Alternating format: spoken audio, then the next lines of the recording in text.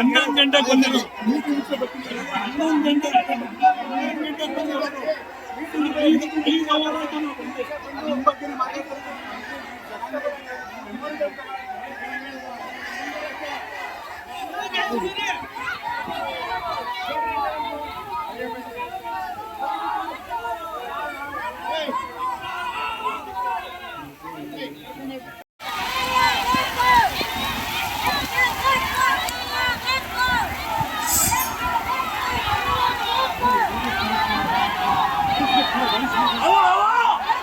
इकडे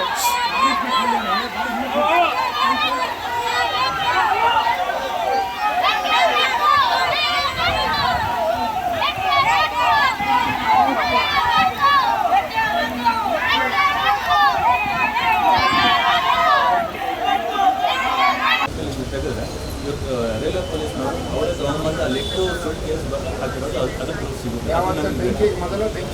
ಬೆಂಕಿನಂತ ಅದು ನಮಗೆ ಪ್ರೂಫ್ ಸಿಗುತ್ತೆ. ಮುಂದೆ ತನಿಖೆ ಏನಿದೆ ಅದು ಮಾಡಬೇಕು.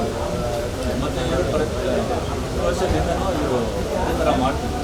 ಆವಾಗ ಸೋಷಿಯಲ್ ವೆಲ್ಫೇರ್ ಡಿಪಾರ್ಟ್ಮೆಂಟಲ್ಲಿ ಸ್ವಲ್ಪ ವರ್ಷ ಇವಾಗ ಮತ್ತೆ ಶುರು ಆಗಿದೆ. ಏನಕ್ಕಂತ ಹೇಳಿದ್ರೆ ಈ ಹಿಂದೆ ಮುಂದೆ ಯಾರೂ ಇಲ್ಲ, ಬಡವರು ಏನೂ ಮಾಡ್ಕೊಳಕ್ಕಾಗಲ್ಲ ಅಂತ ಹೇಳಿ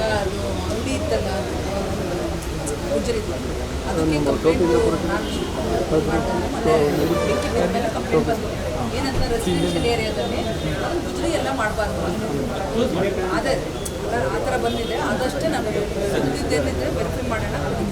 ನಮ್ಮ ಪೊಲೀಸ್ ಅವರು ಕೊಡಿ ಮನವಿ ಕೊಡಿ ಅಷ್ಟೇ. ಓಕೆ ಆಯಿತು. ಈ ಕಡೆ ಬನ್ರಿ.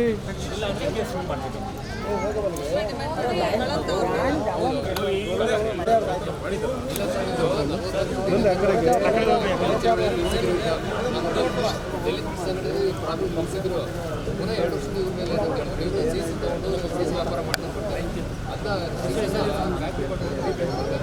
ಆ ಕೆಲಸ ಇವ್ರದ್ದು ಬೇರೆ ಈಗ ಅಸ್ಸಾಂ ಇಬ್ಬರಿಂದ ಬಂದಿರ್ತಾರಲ್ಲ ಅವರು ಎತ್ಕೊಂಡು ಹೋಗ್ಬಿಡ್ತಾರೆ ರೈಲ್ವೆ ಜೀವನಿಗೆ.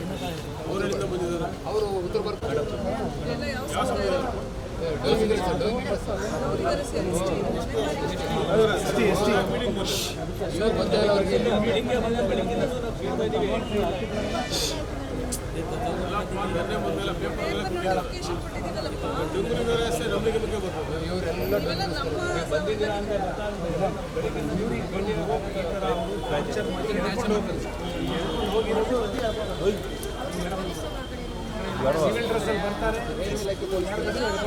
ಇದ್ರ ಬಗ್ಗೆ ನಂಗೆ ಮಾಹಿತಿ ಇರಲಿಲ್ಲ. ಈಗ ನಮ್ಮ ಸಭೆ ಮುಕ್ತಾಯ ಆದಾಗ ತಾವುಗಳು ಬಂದು ಮನವಿ ಕೊಟ್ಟಿದ್ದೀರಾ. ಅಲ್ಲೇ ನಮ್ಮ ಪೊಲೀಸ್ ವರಿಷ್ಠಾಧಿಕಾರಿಗಳಿದ್ರು. ಈ ಕೂಡಲೇ ನನಗೆ ಕ್ರಮ ತಗೊಂಡು 1 ವರ್ಷ ಆದ್ರೆ ಸಾಕು ಬಂದ್ಬಿಡ್ತಾರೆ. 15 ವರ್ಷ ಇದೇ ರೀತಿಯಲ್ಲಿ 50 ವರ್ಷದಿಂದ ಇದ್ದೀರಾ ಇಲ್ಲಿ. 50 ವರ್ಷದಿಂದ ಇದ್ದೀವಿ. ನಮ್ಮ ಯಜಮಾನ್ರು 50 ವರ್ಷದಿಂದಲೇ ಅವರು ಅಪ್ಪ ಅಮ್ಮನ 50 ವರ್ಷದಿಂದ ಅಲ್ಲೇ ಆಲೂರಲ್ಲೇ ಇದ್ದೀವಿ. ಆದ್ರೂ ನೆನಪಿ ಇಲ್ಲ ಸತಿ ನಮ್ಮ ಊರಿಗೆ ಬಂದು ಭೇಟಿ ಕೊಡಿ ಮೇಡಮ್. ಭೇಟಿ ಕೊಡಿ ಮೇಡಮ್.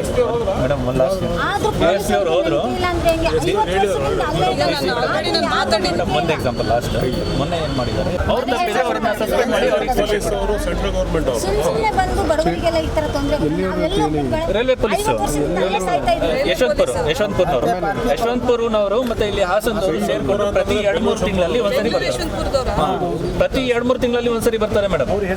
ಬರೋದು ಈ ತರ ಟಾರ್ಗೆಟ್ ಮಾಡೋದು, ದುಡ್ಡು ದೋಚ್ಕೊಂಡು ಹೋಗೋದು, ದರೋಡೆ ಮಾಡ್ತಿರೋದು ಅವರು.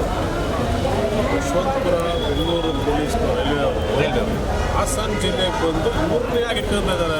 ಇಲ್ಲಿವರೆಲ್ಲ ಸುಮಾರು ವರ್ಷದಿಂದ ಮಾಡ್ತಿರೋದು. ಇವತ್ತಿಂದ ಇವಾಗ ಅದು ಎಷ್ಟು ವರ್ಷ ಅಂತ ಮೇಡಮ್ ನಾವು 20-25 ವರ್ಷದಿಂದ ಹಿಂಗೆ ಬರಬೇಕು ಬಿಡುವ ನೀವು. ಇವ್ರ ಕಳ್ತನ ಪ್ರೂವ್ ಆಗೋದು ಹೆಂಗಂತ ಹೇಳಿದ್ರೆ ಯಾವುದೇ ಫೋಟೋ ಪ್ರೂಫ್ ಏನು ಸಿಗಲ್ಲ.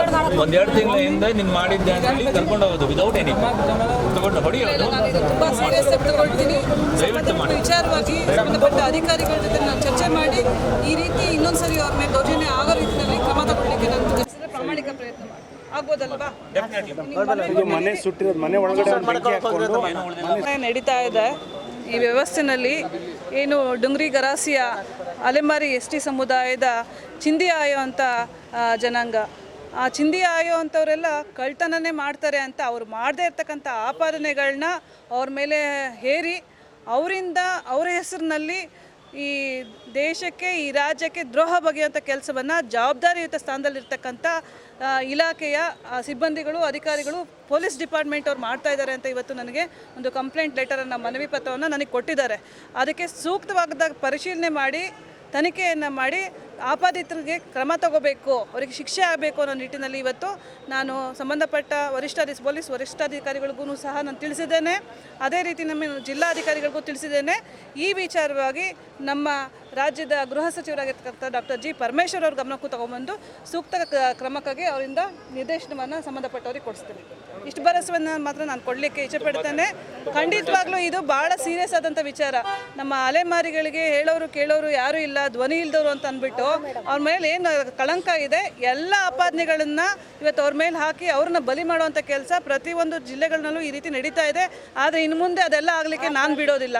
ನಾನು ಅವ್ರ ಪರವಾಗಿ ಧ್ವನಿಯಾಗಿದ್ದೀನಿ. ನಾನು ಅವ್ರ ಪರವಾಗಿ ನ್ಯಾಯ ಒದಗಿಸೋದ್ರಲ್ಲಿ ಪ್ರಾಮಾಣಿಕ ಪ್ರಯತ್ನ ಮಾಡ್ತೇನೆ.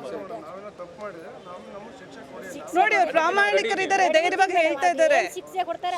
ನೋಡಿ, ಹೆಣ್ಮಗಳು ಹೇಳ್ತಾ ಇದ್ದಾಳೆ, CC ಕ್ಯಾಮ್ರಾ ಇದೆ, ನಮ್ಮಿಂದ ಏನಾದ್ರು ತಪ್ಪಾಗಿದ್ರೆ ನಮಗೆ ಶಿಕ್ಷೆ ಕೊಡ್ಲಿ, ಬಟ್ ಯಾರು ಅಪರಾಧ ಮಾಡ್ತಿದ್ದಾರೆ ಅವ್ರಿಗೆ ಶಿಕ್ಷೆ ಆಗಬೇಕು, ನಮಗೆ ನ್ಯಾಯ ಕೊಡಬೇಕು, ನಮಗೂ ಬದುಕಕ್ಕೆ ಅವಕಾಶ ಮಾಡಿಕೊಡಿ ಅಂತ ಕೇಳ್ತಿದ್ದಾರೆ. ತಪ್ಪು ಮಾಡಿದ್ರೆ ಆ ಮಾತು ಹೇಳ್ತಿದ್ರಾ? ಖಂಡಿತ ಇದನ್ನ ಇಲ್ಲಿಗೆ ಬಿಡೋದಿಲ್ಲ.